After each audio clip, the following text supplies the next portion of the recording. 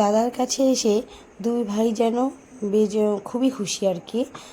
তো জিয়াংশন অনেক দিন পরেই তার দাদার বাড়িতে গেল।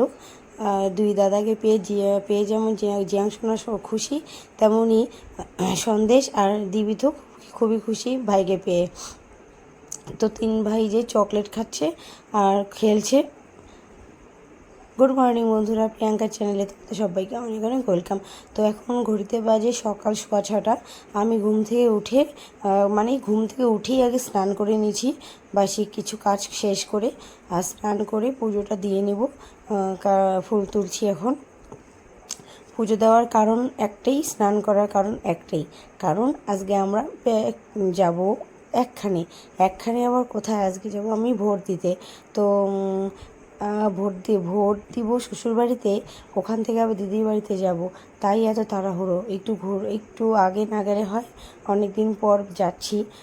তো দিদির বাড়িতে খাওয়া দাওয়া করি।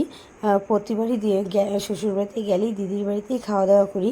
তো এবার ভাবলাম যে যেহেতু আমার কাছে একটু সময় আছে, তো দিদির জন্য কিছু রান্না করে নিয়ে যাই। কী রান্না করব ভেবে পাচ্ছিলাম না। তো রাতে বরকে ফোন করে বললাম একটু মাংস নিয়ে আসো। অত রাতে তো আর কোথাও মাংস পাওয়া যাবে না।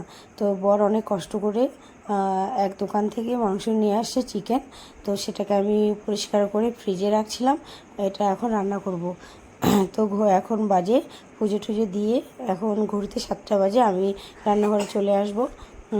তো একটু তার আগে একটু চা খেয়ে নিলাম সবাই। তো রান্নাঘরে গিয়ে মাংস, চাল কুমড়া ঘন্ট আর ভাত ডাল করে নিলাম। নিয়ে মাংসটা আমরা খাবো না, কারণ একবারেই দিদির সাথে আমরা সবাই খাবো, তাই প্ল্যান করছি। তো রান্নাবান্না কমপ্লিট করে সব কিছু প্যাক করে নিলাম। সব কিছু বলতে কি, মাংস আর চাল কুমড়ো ঘন্টই নিব। তো প্যাক করে নিলাম। নেওয়ার পরে আমরা বেরোবো। তো ঘড়িতে বাজে এখন 10:30।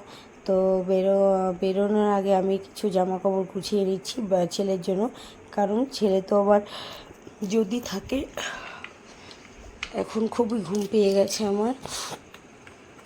ছেলে যদি থাকে, তার জন্য ছেলের জন্য কিছু জামা কাপড় নিয়ে নিলাম।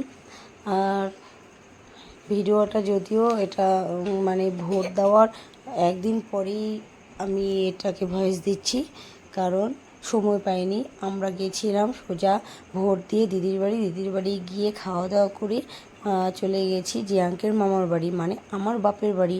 তো আমি আর কোনো ভিডিও আপলোড করতে পারি নাই। আর এই যে চলে গেলাম, দিদির বাড়িতে চলে আসছি। রাস্তা এটা আমার শ্বশুরবাড়ির রাস্তা, তাই ভীষণই আনন্দ হচ্ছে। যদিও তার থেকেও মনে হয় যেন বাপের বাড়ির রাস্তাটা দেখে আনন্দ হয়, কারণ শ্বশুরবাড়িতে আমার তো কেউ নেই জন্যই মনটা খারাপ লাগে। আর বাপের বাড়িতে তো সবাই লোকজন ভর্তি, ওখানে গেলে একটু ভালো লাগে। শ্বশুরবাড়িতে শুধু আমরাই তিনজন বছরে একবার যাই।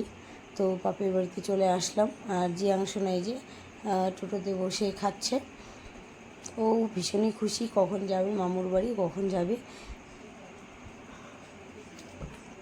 এখন বাজে ঘড়িতে হচ্ছে, মানে আমি আর কি এই তোমাদের সকলের সাথে কথা বলছি, এখন ঘড়িতে বাজে 1:45।